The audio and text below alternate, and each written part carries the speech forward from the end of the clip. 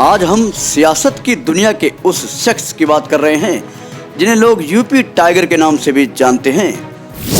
इनके बारे में ऐसा कहा जाता है कि सियासत के चुनावी शतरंज की बाजी पलटना इन्हें बखूबी आता है।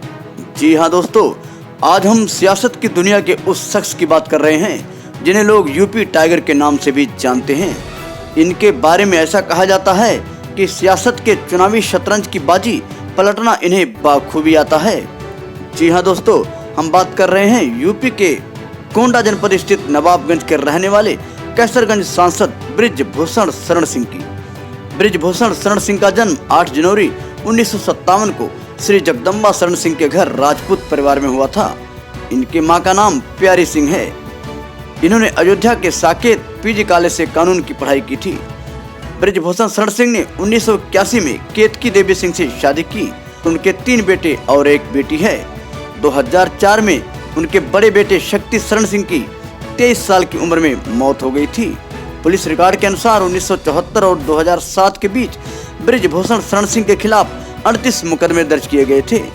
हालांकि उनके चुनावी हल्फनामे के अनुसार अधिकांश मामलों में उन्हें बरी कर दिया गया था। उनका राजनीतिक कैरियर कई विवादों से भरा रहा है, क्योंकि वह उन प्रमुख नामों में से एक थे जिन्हें 6 दिसंबर 1992 में बाबरी मस्जिद के विध्वंस मामले में गिरफ्तार किया गया था। आपको बता दें, उस वक्त भारत के प्रधानमंत्री पीवी नरसिम्हा राव थे, जो पूर्णतया स्थिति को संभालने में असफल थे, जिनकी आलोचना आज भी हो रही है।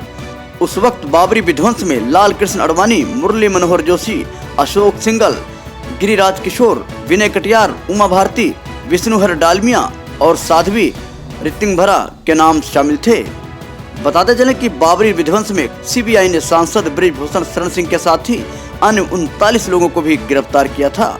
हालांकि बाद में सबूतों के अभाव में उन्हें बरी कर दिया गया।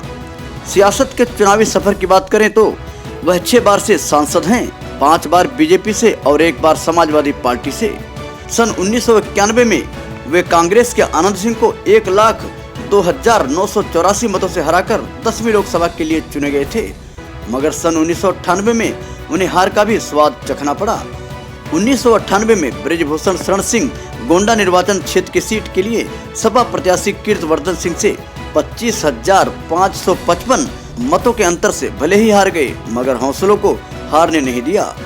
दूसरी ओर कीर्तिवर्धन सिंह उर्फ राजा भैया को जीतने की खुशी बहुत दिनों तक रास न आई और जीत की जिद रखने वाले बृजभूषण शरण सिंह ने सन 1999 में कीर्तिवर्धन सिंह को 5,917 मतों के अंतर से हराकर गोंडा निर्वाचन क्षेत्र से 13वीं लोकसभा के लिए अपनी दावेदारी ठोक दी। हर हाल में चुनाव जीतने की काबिलियत रखने वाले बृजभूषण शरण सिंह ने 2004 में बलरामपुर निर्वाचन क्षेत्र से बसपा के बाहुबली नेता रिजवान जहीर को उन्हीं के क्षेत्र में चुनाव के लिए ललकारा, जहां 2004 में 2 दिग्गजों के बीच चुनावी जंग की बिगुल बजी। यूपी टाइगर कहे जाने वाले बृजभूषण शरण सिंह ने यहां भी बसपा के रिजवान जहीर को 52,613 मतों के अंतर से मात दे दी और जीता हुआ सिकंदर साबित हुए। ये जीत का सफर आगे भी जारी रहा। सन 2009 में बृजभूषण शरण सिंह ने कैसरगंज निर्वाचन क्षेत्र से चुनाव लड़ा और बसपा के सुरेंद्र नाथ को 72,199 मतों के अंतर से हराकर जीत का डंका बजवाया।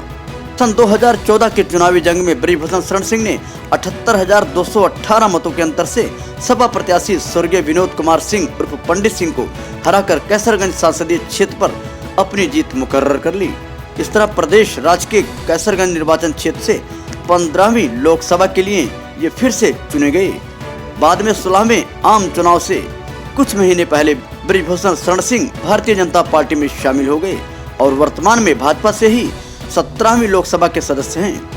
इसके साथ ही बृजभूषण शरण सिंह 2011 से लेकर 2023 तक भारतीय कुश्ती महासंघ WFI के अध्यक्ष थे। कहावत है, सफलता के मार्ग पर कई तूफानों का भी सामना करना पड़ता है। बृजभूषण शरण सिंह भी विगत दिनों ऐसे ही तूफानों से घिर गए और उन पर भारत के शीर्ष महिला पहलवानों द्वारा यौन उत्पीड़न का आरोप ठोका गया, जिसमें एक नाबालिग सहित 7 महिला पहलवानों ने उनके खिलाफ FIR में गवाही दी थी। नई दिल्ली के जंतर मंतर पर चल रहे पहलवानों के विरोध प्रदर्शन में इन पहलवानों में साक्षी मलिक और विनेश फोगाट भी शामिल थी। आक्रोश की आग काफी दूर तक फैली इस तूफानी घड़ी में भी ब्रिजभूषण शरण सिंह ने अपने बढ़ते कदम को रुकने नहीं दिया और उन्होंने सुप्रीम कोर्ट के फैसले पर सब कुछ छोड़ दिया। आखिर यहाँ सांच को आंच नहीं की कहावत सिद्ध हो गई और सुप्रीम कोर्ट ने इन्हें सभी आरोपों से बाइज्जत बरी कर दिया। बहरहाल मामला सियासत के रंग का हो या फिर चुनावी जंग का हो, ब्रिजभूषण शरण सिंह को सबसे निपटने का हुनर आता है। शायद इसीलिए इन्हें यूपी टाइगर के नाम से भी जाना जाता है। तो दोस्तों, अगर आप भी चाहते हैं हमारे चैनल की हर खबर आप तक पहुंचे, तो कृपया चैनल को सब्सक्राइब करके बेल आइकन जरूर दबाएं ताकि हर आने वाली अपडेट आप तक पहुंचती रहे।